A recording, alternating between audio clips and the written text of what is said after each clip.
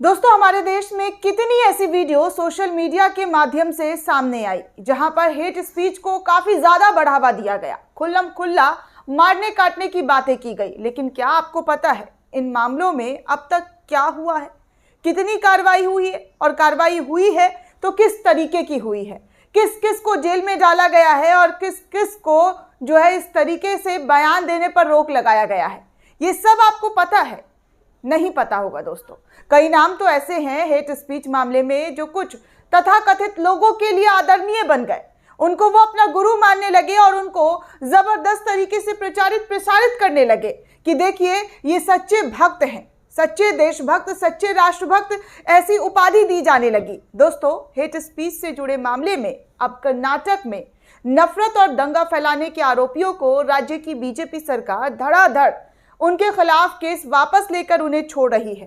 कहते हैं कि कानून अपना काम करता है, लेकिन कर्नाटक में कानून किसके लिए काम कर रहा है ये साफ तौर पर दिखाई दे रहा है।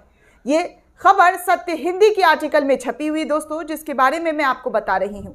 इस पूरे खबर में ऐसा ही कुछ लिखा हुआ है, इसकी जानकारी मैं आपको आगे भी देती हूँ।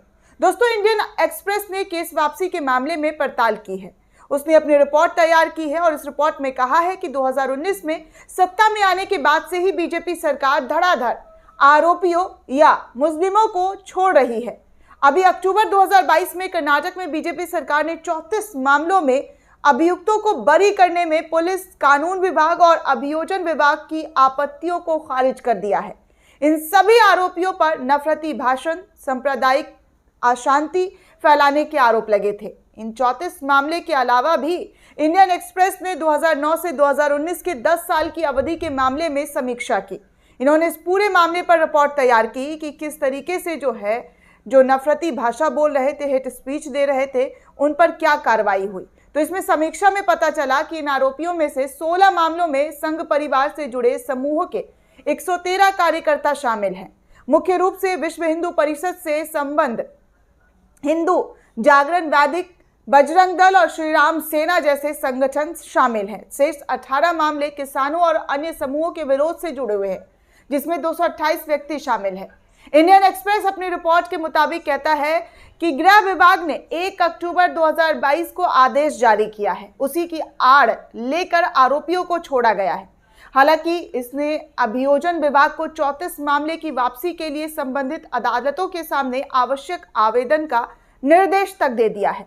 राज्य पुलिस, अभियोजन विभाग और कानून विभाग ने 19 सितंबर 2022 को मंजूरी के लिए राज्य कैबिनेट के सामने रखे गए दस्तावेजों के अनुसार इन 34 मामलों में से प्रत्येक को वापस लेने पर अपनी आपत्ति जताते हुए कहा गया था कि वापसी के लिए उपयुक्त नहीं है।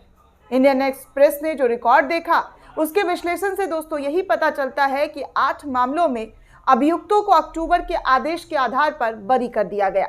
कुछ मामलों पर ध्यान दीजिए तो क्राइम नंबर 61/2016 कोडुंग दक्षिणपंथी कार्यकर्ता अजीत कुमार और 17 अन्य पर मुसलमानों और इस्लाम के खिलाफ नारे लगाने के आरोप लगाए गए थे। कोडुंग में विराजपेट से बीजेपी विधायक के.जी. बोपैया ने छोड़ने का इसका अनुरोध किया था कि इन लोगों को छोड़ दिया जाए। इस खबर में, इस रिपोर्ट में, इंडियन एक्सप्रेस की रिपोर्ट में यही बताया जा रहा है कि कोडुगोमा में विराजपेट से बीजेपी विधायक के.जी. बोपैया ने छोड़ने का अनुरोध किया था। सभी बरी हो गए हैं 25 नवंबर 2022 को। अब बात कर ले दोस्तों हेट स्पीच से जुड़े ही एक मामला, क्राइम नंबर 170 2017 हेलगेड़ी गुरुराज वनकर और 9 अन्य एक बच्चे के कथित यौन उत्पीड़न के मामले को लेकर सांप्रदायिक तनाव फैलाने का आरोप लगाया गया था। मामला खत्म करने का अनुरोध राज्य सरकार के एक वरिष्ठ अधिकारी से आया था। बरी 5 जनवरी 2023 को, यानी कि इनको बरी कर दिया गया था इतने संगीन मामले में 5 जनवरी 2023 को। अब क्राइम नंबर 200 2017 का मामला, बागलकोट लक्ष्मण गायकवाड़ और 7 अन्य पर नमाज के दौरान एक मस्जिद में घुसकर शांति भंग करने का आरोप लगाया गया था। बीजेपी विधायक होंगुंड डोडनगौड़ा जी पटेल ने केस वापसी का अनुरोध करते हुए 4 नवंबर 2022 को बरी कर दिया। इस मामले में जो भी आरोपी थे।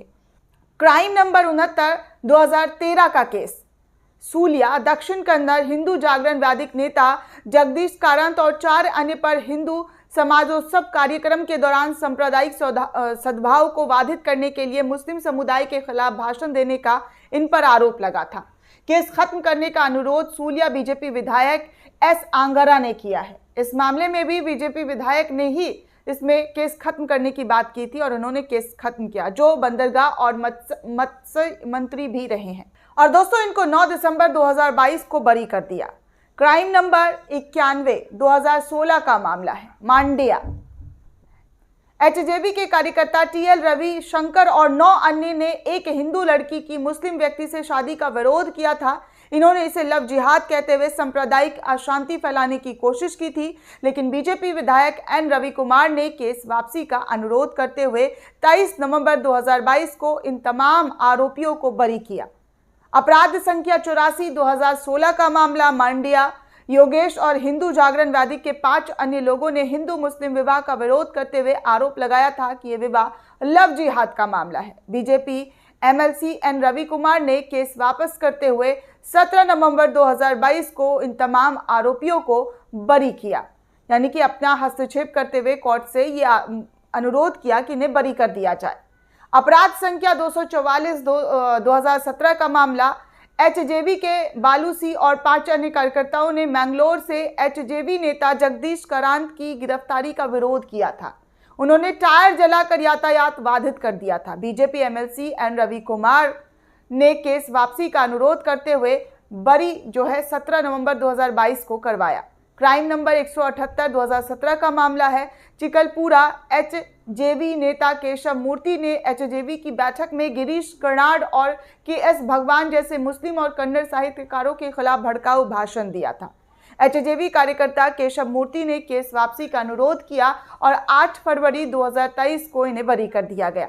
संपर्क करने पर गृह मंत्री आरागा ज्ञानेंद्र ने कहा कि ये सिर्फ दक्षिणपंथी कार्यकर्ता नहीं है, इनमें से कई मामले निर्दोष लोगों के खिलाफ और अनावश्यक रूप से दर्ज किए गए हैं, जिन्हें बरी किया गया है। इंडियन एक्सप्रेस ने जब एक आईपीएस अधिकारी गृह सचिव एस रवि से इस बारे में पूछताछ की तो उन्होंने कहा कि यह सरकार का एक सामूहिक निर्णय है। संयोग से 31 अगस्त 2020 को इसी तरह के एक आदेश के आधार पर कर्नाटक में अदालतों द्वारा सांप्रदायिक घटनाओं के 21 मामलों को हटा दिया गया था। इससे हिंदू समूहों के 206 सदस्यों को लाभ हुआ था, जिसमें मैसूर के बीजेपी सांसद प्रताप सिम्हा भी शामिल थे। हालांकि इस संबंध में वकील सुधा कटवा ने कर्नाटक हाई कोर्ट में एक जनहित याचिका दाखिल की थी। उनकी याचिका पर पिछले साल कोर्ट ने कहा था कि बिना उनकी मंजूरी के निर्वाचित प्रतिनिधियों के खिलाफ मामले वापस नहीं किए जा सकते हैं, लेकिन कर्नाटक में उसकी धज्जियां उड़ गई। हालांकि केस वापस लेने के सिलसिले अभी रुके नहीं है दोस्तों। अभी 21 फरवरी को कर्नाटक सरकार ने 21 मामले वापस लेने की प्रक्रिया शुरू कर दी है। इन सभी केसों में बीजेपी या आरएसएस के लोग आरोपी हैं, जिन्हें रिहा किया जा सकता है, जिसमें कि जो राज्य सरकार है कर्नाटक की, वो हस्तक्षेप करके इस पूरे मामले में केस वापसी करवा सकती है, ऐसा इंडियन एक्सप्रेस की रिपोर्ट में कहा जा रहा है। ऐसा नहीं है कि विवादित मामले सिर्फ बीजेपी शासनकाल में ही वापस लिए गए हैं। कांग्रेस शासनकाल में भी कुछ ऐसे ही मामले दोस्तों वापस लिए गए हैं। 2013 से 2018 तक कांग्रेस शासनकाल में 176 केस वापस लिए गए हैं। जो उस समय सिद्धरामैया कर्नाटक के सीएम हुआ करते थे, जब कर्नाटक में कांग्रेस की सरकार हुआ करती थी, तब 176 केस वापस लिए गए हैं। लेकिन जिस तरीके से यहाँ पर ये आरोप लग रहा है कि कैसे बीजेपी के लोग आरोपियों को, हेट स्पीच देने वालों को रिहा की जा रही है, रिहा के आदेश दिए जा रहे हैं, ये साफ तौर पर सोचने वाली बात है दोस्तों कि क्या इस तरीके से समाज में जो हिंसात्मक बयान देते हैं, हेट स्पीच वाला बयान देते हैं, उसके खिलाफ कार्रवाई करने की बजाय उनको राज्य सरकार के द्वारा छोड़ने के आदेश दिए जा रहे हैं। ये सोचने वाली बात है। ये सवाल बहुत बड़ा है। ये हमारा सवाल है कि क्या इस तरीके की चीज़ों से देश और समाज में नफरत और ज़्यादा नहीं फैलेगा? क्या इस चीज़ पर रोक नहीं लगाई जानी चाहिए? दोस्तों, आपको क्या लगता है? हमें कमेंट करके ज़रूर बताइएगा। साथ ही साथ चैनल को सब्सक्राइब करना बिल्कुल भी ना भूलें।